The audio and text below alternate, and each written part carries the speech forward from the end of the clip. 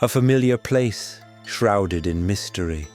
What began as a quiet camping trip turned into a deadly encounter with the supernatural. Tune into The Redwood Ghost, brought to you by GrimNoire Studios. But before we begin our sordid tale, don't forget to like and subscribe. We'll be watching. The night was cold and dreary. Wind swept through the massive trees surrounding our campsite, bringing a chill to our bones. The redwoods stretched into the heavens, obscuring the night sky. An ominous haze hovered over us. Jennifer and I braced ourselves against the frigid weather. We huddled next to our meager campfire. It was more decorative than anything, but we still felt comfort from watching the flames. Jennifer had begged me to come along on this trip. She used to camp here as a child. I had never been a fan of the outdoors, but I felt bad. No one else wanted to go with her. It was the quiet that troubled me the most. Rather than the sounds of crickets, frogs, and other wildlife, there was just the haunting whisper of the wind as it billowed around us. It was far too cold for any sort of conversation. Instead, we stared at the burning embers. If it weren't so quiet, I could almost say that it was relaxing. Suddenly, Jennifer's head perked up. "Did you hear that?" she asked. Her head swiveled as she tried to locate the noise. "No," I replied. "What was it?" I asked. "Nothing," she muttered. I could tell she didn't mean it. Whatever sound she heard, it stuck in her head. The rest of the night she kept glancing out into the trees, looking for something. It was as if we were being watched. An uneasy feeling of dread crept through my body. I tried to ignore it, but it settled in the pit of my stomach. I began to regret coming after all. The next morning, we ventured out to a small pond nearby. Jennifer told me how she used to fish along the water's edge, even though there wasn't anything to catch. "Did you ever go swimming in it?" I asked. An innocuous question, but it appeared to strike a nerve. "No," was all she said. She was quiet for the rest of the walk.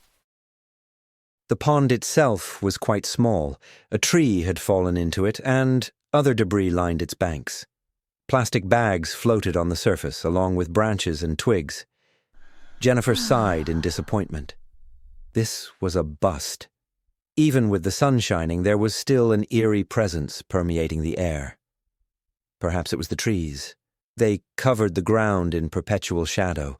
Only wispy beams of light penetrated the wall of wood. I glanced over at Jennifer. She didn't move. She peered intently out over the water. I asked what she was doing, but she motioned for me to be quiet. I followed her gaze. What was she seeing? I scanned across the surface of the water, when suddenly I saw it. Someone was staring back at me. I froze. My spine tingled as I tried to make sense of what I was seeing. The shadow of the fallen tree obscured most of it, but it was clearly a person, sitting in the water. It looked like a dead body, bloated and slimy. Just the top of the head was sticking out. The hair was black and matted, and the eyes were ghoulish and intense. Surely this was a corpse. Nonetheless, something told me not to move or look away. I imagined the body rushing out of the water and dragging us below. "You see it too?" Jennifer asked. She was just as frightened as I was. I nodded quietly. The idea of somehow disturbing this thing stuck in my brain like a splinter. We continued watching it.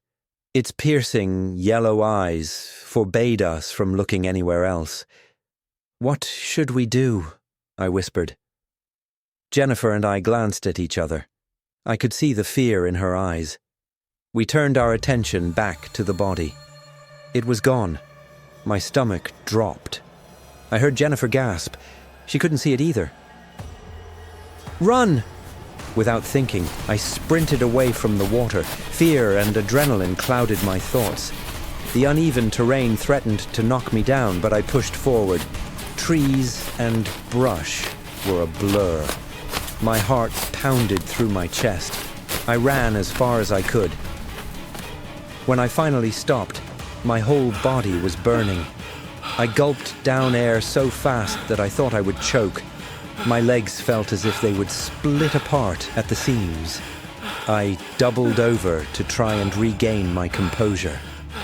It wasn't long before I realized that Jennifer wasn't with me.